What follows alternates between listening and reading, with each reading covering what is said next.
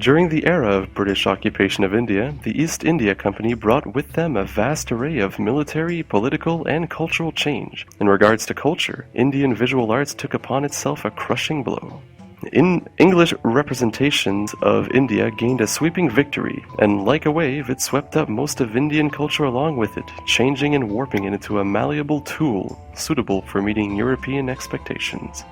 The historiography of paintings in India is a vast and far-reaching one, touching on the many aspects that art can represent. This video will present these aspects in the form of British Indian propaganda, landscape paintings, portraiture, and the understanding of identity, as well as visual representations of British colonials and Indians. During the colonial period in India, art played a prominent role in propagation. Both the Indian natives and the British colonizers created images with the intention of perpetuating their own agendas. From the British and British-inspired artists, a massively prominent element of art was, according to Alison Carroll, the strong and continuous local folk or tribal visual culture of popular arts and craft, which nourished representations of traditional religious cultures, Indian infrastructures, and European artistic practices. There Comes Papa is a painting that is incredibly reminiscent of the many variations on the Madonna and Child, a prominent Christian image that has been popular in England since the Renaissance, but was painted by Indian Ravi Varma. Carroll also explains that the model for the Indian artist in the early 20th century became much less varied. The gentleman painter was educated, typically middle class, Catholic, and most importantly, his practice focused on melding Indian traditions with ideas from the West. Michèle Coutu explains that, as a result of attacks, the East India Company put out a concerted public relations effort, casting itself as an agency of imperial benevolence, while at the same time contributing to the improvement of the well-being of Britain as a whole. Many public dissemination efforts were conducted through monuments such as grand historical paintings, portraits, prints, and more. Coutu continues on to explain that pieces commissioned for the actual East India House were quite contrary to those produced for public reassurance. One included manifestations of various continents and countries, such as Asia, India, and Africa, bringing offerings to Britannica. This bas-relief, which was part of a chimney piece, was placed in the director's courtroom, and, as such, the audience was limited to those who were already convinced of the benefits that the East would bring. As a general rule, it seems works commissioned or created by the British contained, at the very least, subtle nuances of colonial dominance of India.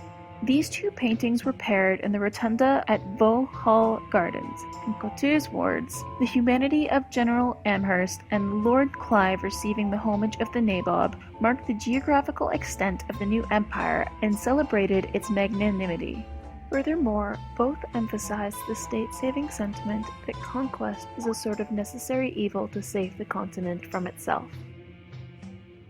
According to historian Dr. John Mackenzie, by the late 1700s, paintings of landscapes in India were illustrated in parallel to European landscape ideals, more often than not focusing on the picturesque, that is to say, British Indian paintings representing British India frequently forewent realistic depictions of scenery and instead rearranged it in order to live up to European expectations.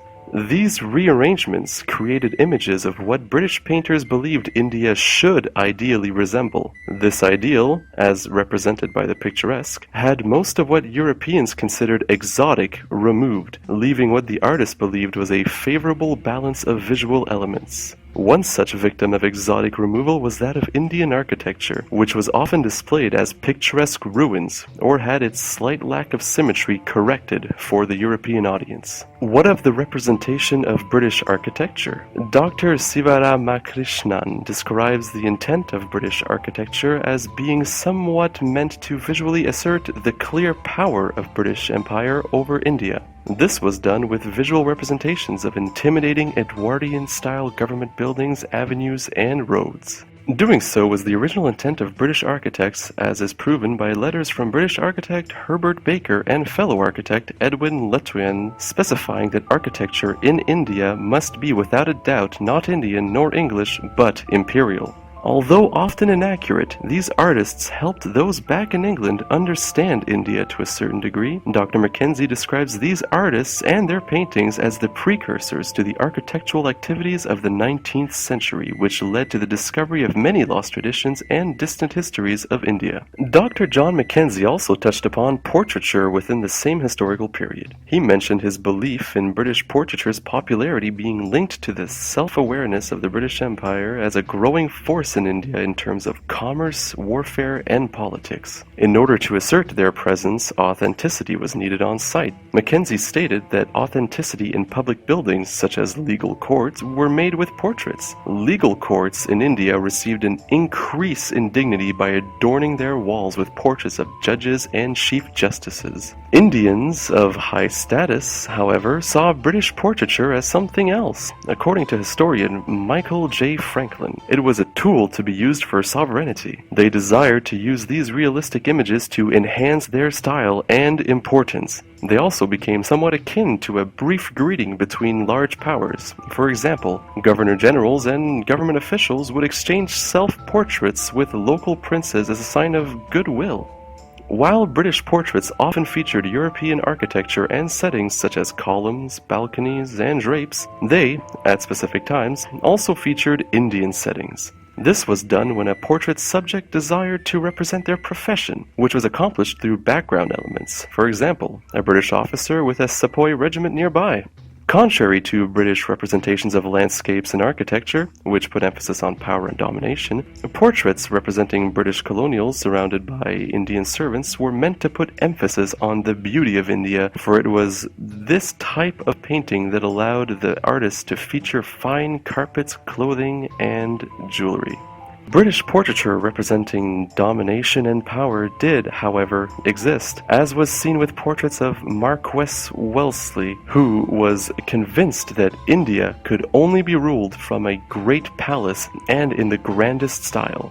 Portraits created by this viewpoint featured Wellesley as semi-royal in his stance, robed and adorned in only the finest. This style became the norm with high-ranking officials soon after. Recent discussions about art of British India have been influenced by Mary Louise Pratt's theory of contact zones.